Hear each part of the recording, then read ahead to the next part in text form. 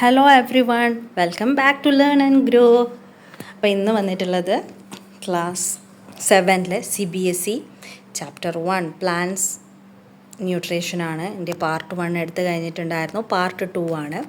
അപ്പോൾ അതിന് മുമ്പ് എൻ്റെ ഈ ഒരു ചാനൽ നിങ്ങൾക്ക് ഇഷ്ടമാവുകയാണെങ്കിൽ തീർച്ചയായിട്ടും ഒന്ന് സബ്സ്ക്രൈബ് ചെയ്ത് ഒന്ന് സപ്പോർട്ട് ചെയ്യണേ. പിന്നെ നിങ്ങളുടെ ഫ്രണ്ട്സുമായിട്ട് ഒന്ന് ഷെയർ ചെയ്യാം.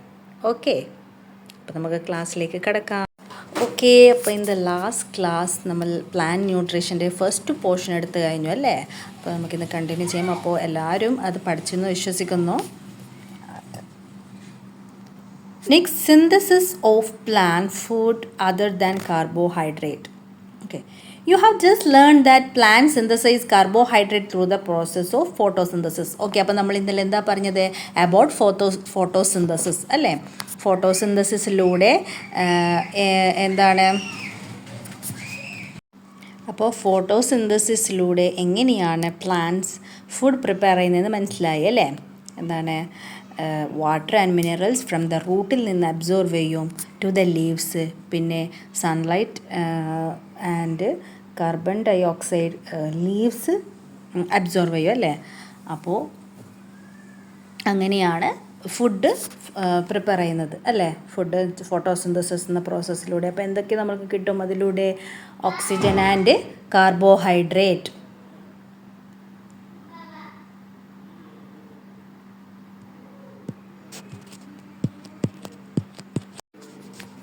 ഓക്കെ, അപ്പോൾ അങ്ങനെ carbohydrate and oxygen will get അല്ലേ. അപ്പോൾ ഈ കാർബോഹൈഡ്രേറ്റ് എന്തൊക്കെയാണ് അടങ്ങിയാന്ന് നോക്കാം. The carbohydrate are made of carbon, hydrogen and oxygen.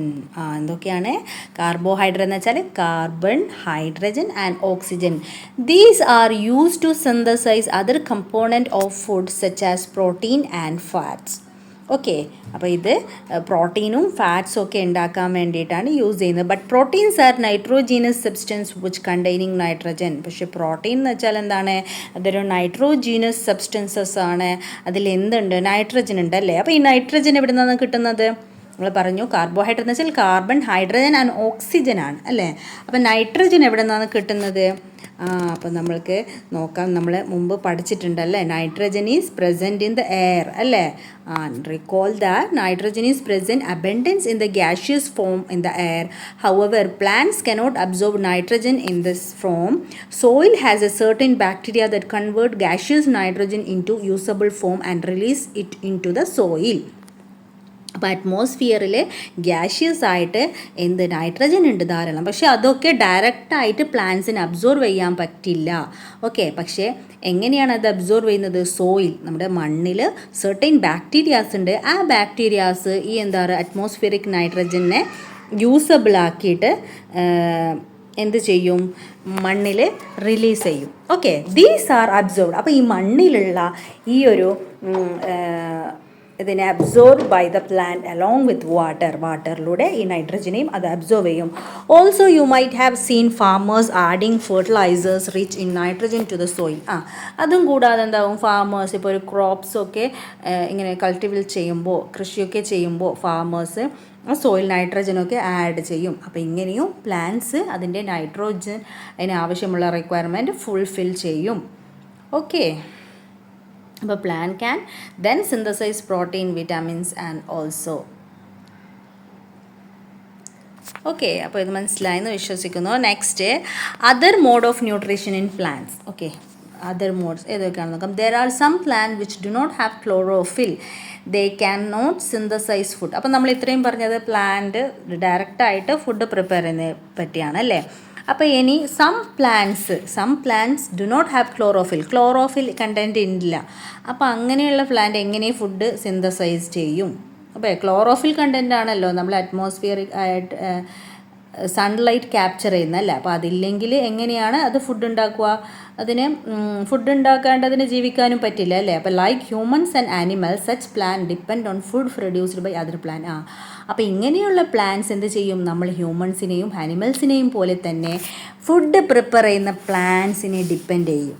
Okay, they use heterotrophic mode of nutrition. Autotroph and heterotroph നമ്മൾ ആദ്യം പഠിച്ചു അല്ലേ.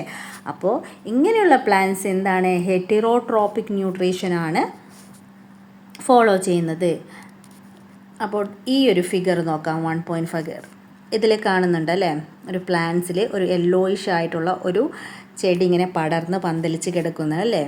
അതെന്താണെന്നാണ് നമുക്കിവിടെ പറഞ്ഞിരുന്നത്. ഓക്കെ, ഒരു ഗ്രീൻ പ്ലാന്റിൽ വേറൊരു പ്ലാന്റ് ഉണ്ട്, നോക്കാം. Look at figure 1.5. Do you see a yellow wiry branches structure twining around the stem and branches of a tree?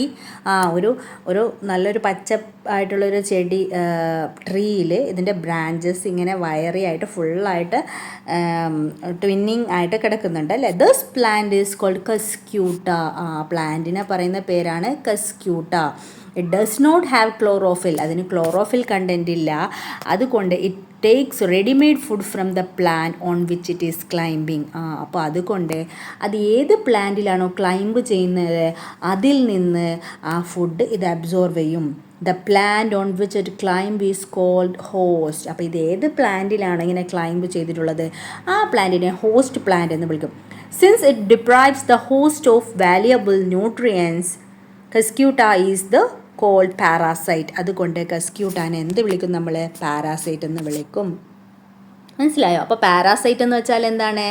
Parasitic plant എന്ന് വെച്ചാൽ അത് മറ്റൊരു പ്ലാന്റിൽ ഇങ്ങനെ പടർന്ന് കയറി ആ പ്ലാന്റിൻ്റെ ന്യൂട്രിയൻസൊക്കെ അബ്സോർവ് ചെയ്തിട്ട് ജീവിക്കുന്നതിനെയാണ് പാരാസൈറ്റ് എന്ന് പറയുന്നത്. എക്സാമ്പിൾ നമുക്ക് ഈ ബുക്കിലുള്ളത് കസ്ക്യൂട്ട. മനസ്സിലായല്ലോ? Are we and other animal also a kind of parasite? You should think about it and discuss with your teacher. അപ്പോൾ ഇവിടെ ചോദിക്കുകയാണ്, അപ്പോൾ നമ്മളും ഒരു ടൈപ്പ് ഓഫ് പാരാസൈറ്റ് ആണോ? നമ്മൾ മറ്റുള്ളതിനെ ഡിപ്പെൻഡ് ചെയ്ത് ജീവിക്കുന്നതല്ലേ ഇതേപോലെ എന്ന് ചോദിക്കുന്നത്. പക്ഷേ ഓക്കെ, അപ്പോൾ next, have you seen or heard of plant that can eat animals? അപ്പോൾ ചോദിക്കണം, നിങ്ങൾ എപ്പോഴെങ്കിലും കേട്ടിട്ടുണ്ടോ ഒരു പ്ലാന്റ്സ് അനിമൽസിനെയൊക്കെ തിന്നുന്ന പ്ലാന്റ്സിനെ കുറിച്ച് കേട്ടിട്ടുണ്ടോ? ഉണ്ടാവില്ല അല്ലേ. പക്ഷേ there are few plants which can trap insect and digest them. ഇൻസെക്റ്റിനെ ട്രാപ്പ് ചെയ്തിട്ട് അതിനെ ഡൈജസ്റ്റ് ചെയ്ത് തിന്നുന്ന കുറച്ച് പ്ലാന്റ്സ് ഉണ്ട്. അവർ എന്താണ്? ഓട്ടോട്രോപ്പിക്കുമാണ്, എറ്ററോട്രോപ്പിക്കുമാണ്. ഓക്കെ, അവർക്ക് സ്വന്തമായിട്ട് ഫുഡ് ഉണ്ടാക്കാനും പറ്റും. പക്ഷേ ഇങ്ങനെ ഇൻസെക്റ്റിനെയും അവർ ഈറ്റ് ചെയ്യും.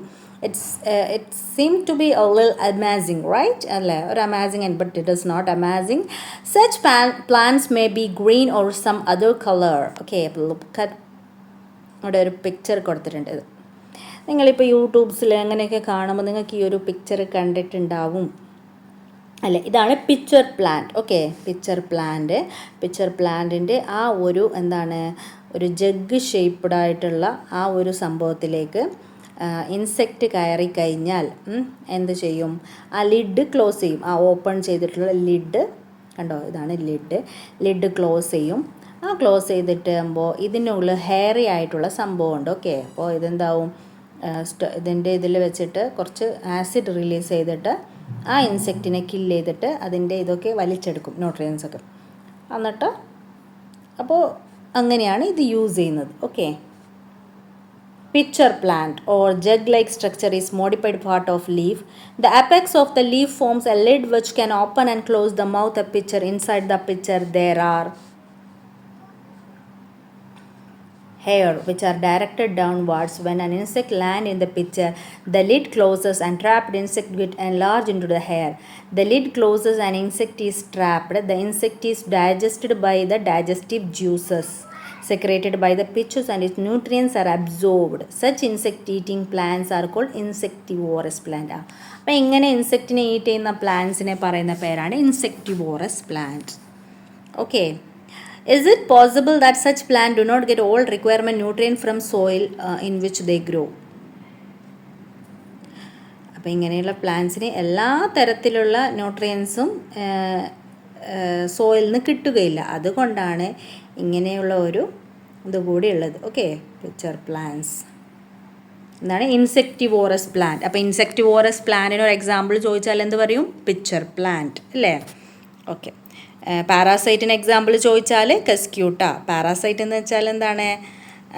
അത് മറ്റൊരു ഹോസ്റ്റ് പ്ലാന്റിനെ ഡിപ്പെൻഡ് ചെയ്ത് the host plant and it take readymade food from them അല്ലേ. ഓക്കെ, ഇനി സാപ്രോട്രോപ്സ് എന്താണെന്ന് നോക്കാം. U might have scene packet of mushroom solid in the vegetable market. You may also have seen fluffy umbrella-like patches growing in the moist soil or not on rotting wood during the rainy season. Let us find out what type of nutrient they need to survive and from where they get. അപ്പോൾ ഇത് mushroom അല്ലേ, മഷ്റൂമിനെ കുറിച്ചാണ് പറയുന്നത്. മഷ്റൂമിനെ നമുക്ക് super മാർക്കറ്റിലും available ആണ്.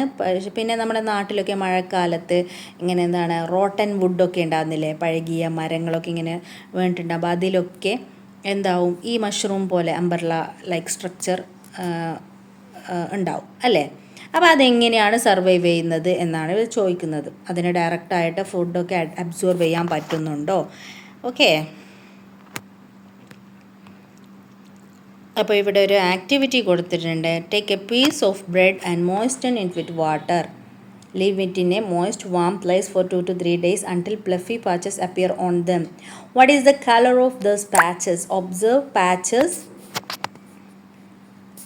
under a microscope or a magnifying glass. Write down in your observation in the notebook. You will see cotton-like threads spread on the piece of bread.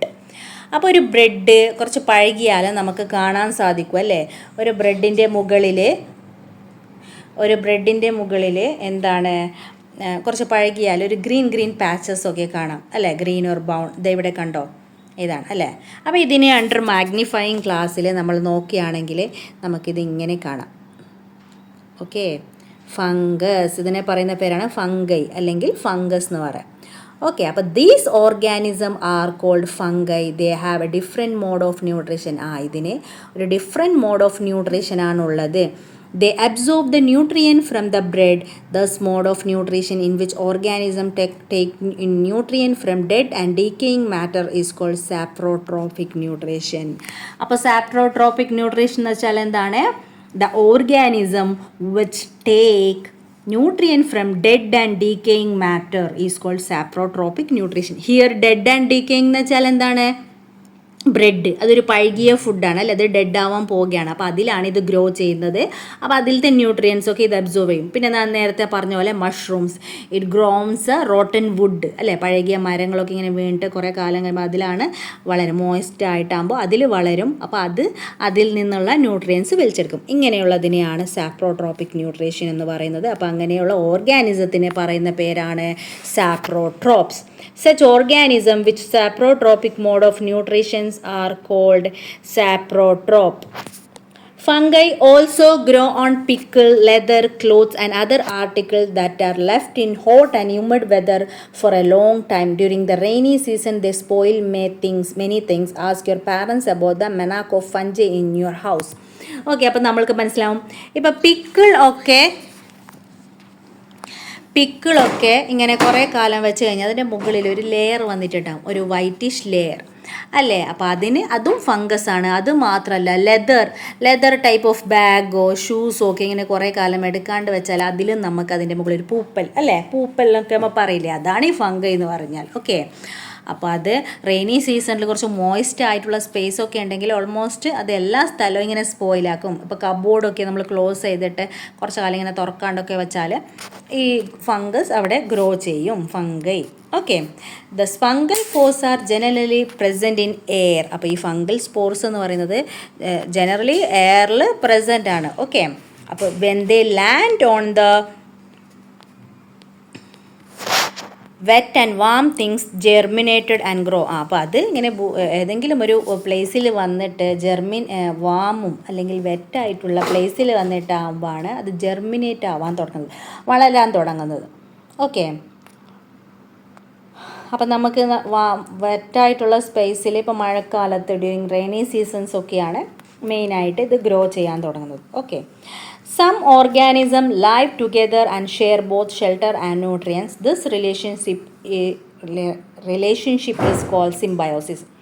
അപ്പോൾ what is symbiosis റിലേഷൻഷിപ്പാണ് ഇവിടെ നമ്മൾക്ക് next ആയിട്ട് പഠിക്കാനുള്ളത്. അപ്പോൾ എന്താണ് ചില organism live together, ഒന്നിച്ച് താമസിക്കും, എന്നിട്ട് അവർ ഷെയർ ചെയ്യും, ഷെൽട്ടർ ന്യൂട്രിയൻസ് തമ്മിൽ പരസ്പരം ഷെയർ ചെയ്യും. അപ്പോൾ ഈ ഒരു റിലേഷൻഷിപ്പാണ് symbiosis. For example, certain fungi live inside the root of a plant. The plant provide nutrient to the fungus and in return the fungus provide water and certain nutrients. Okay. in organism called lichens, a chlorophyll containing partner which is an algae and a fungus live together. അപ്പോൾ ഒരു organism, for example സിംബയോസിന് ഒരു example lichens എന്ന് പറയുന്ന ഒരു organism ഉണ്ട്. അപ്പോൾ ഒരു ആൽഗയാണ് കേട്ടോ. ഈ ആൽഗയും ഒരു ഫംഗസും ലൈവ് ടുഗെദർ ഒന്നിച്ചാണ് താമസിക്കുന്നത്. എന്ന് വെച്ചാൽ ഫംഗസ് പ്രൊവൈഡ് ചെയ്യുന്ന ഷെൽട്ടറാണ് water and minerals to the algae in return. അപ്പോൾ ഫംഗസ് ഇതിന് ഷെൽട്ടർ പ്രൊവൈഡ് ചെയ്യും. അപ്പോൾ ആൽഗെ എന്ത് ചെയ്യും? വാട്ടറും മിനറൽസും ഒക്കെ അതിന് തിരിച്ചു കൊടുക്കും. ഓക്കെ, ദ ആൽഗയ്ക്ക് എന്താ പ്രിപ്പയർ ചെയ്യാൻ പറ്റുമല്ലേ ഫുഡ് ഫ്രം ദ ഡയറക്റ്റായിട്ട്. അപ്പോൾ അത് ഇതിന് ഫുഡ് കൊടുക്കും. അങ്ങനെ രണ്ടും എന്താണ് തമ്മിൽ ഷെയർ ചെയ്ത് ജീവിക്കുന്നതാണ് ലൈക്കൻസ് എക്സാമ്പിൾ പറഞ്ഞിട്ടുള്ളത്. How are the replenished in the soil, how nutrients are replenished in the soil. Have you seen farmers spreading manure or fertilizer in the field or garden using them in a lawn of a spot? Do you know why this is done? Okay, അപ്പോൾ farmers ഒക്കെ ഏതെങ്കിലും crops ഒക്കെ cultivate ചെയ്യുന്നതിന് മുമ്പ് അവരെന്ത് ചെയ്യും? ആ ഫീൽഡിലേക്കൊക്കെ manure, fertiliser, വളം അല്ലേ, വളങ്ങൾ ആഡ് ചെയ്യുന്നതായിട്ട് നിങ്ങൾ കണ്ടിട്ടുണ്ടോ എന്നാണ് ചോദിക്കുന്നത്. അപ്പോൾ നമ്മൾ പഠിച്ചു ഒരു പ്ലാനിൽ എന്താണ് സോയില്, ഈ പ്ലാന്റ്സ് സോയിലുള്ള ന്യൂട്രിയൻസും മിനറൽസും ഒക്കെ അബ്സോർവ് ചെയ്യും അല്ലേ. അപ്പോൾ എന്താണ് fertilizer and manure contain nutrients such as nitrogen, potassium, phosphorus etcetera. These nutrients need to be added from the time to time enrich the soil. അപ്പോൾ നമ്മളൊരു പ്ലാന്റ്, ഒരു ക്രോപ്പ് ഇപ്പോൾ നട്ടിട്ട് ഒരു കൃഷി ചെയ്യാൻ തുടങ്ങുകയാണെന്ന് വിചാരിക്കുക. അപ്പോൾ നമ്മളതിൽ ആവശ്യമുള്ള വളങ്ങളൊക്കെ ഇട്ട് തുടങ്ങും. അപ്പോൾ ഈ ഒരു കൃഷിയുടെ അവസാന ഘട്ടത്തിലാവുമ്പോൾ ആ സോയിലിലുള്ള എല്ലാ ഫെർട്ടിലൈസറും അതിൻ്റെ ന്യൂട്രിയൻസും ഒക്കെ ഈ പ്ലാന്റ്സ് അബ്സോർവ് ചെയ്തിട്ടുണ്ടാവും അല്ലേ. അപ്പം നെക്സ്റ്റ് ടൈം നമ്മളൊരു കൃഷി തുടങ്ങുന്ന സമയത്തൊക്കെ നമ്മൾക്ക് വീണ്ടും ഇതിലേക്ക് എല്ലാം ആഡ് ചെയ്ത് കൊടുക്കേണ്ടതായിട്ട് വരും അല്ലേ.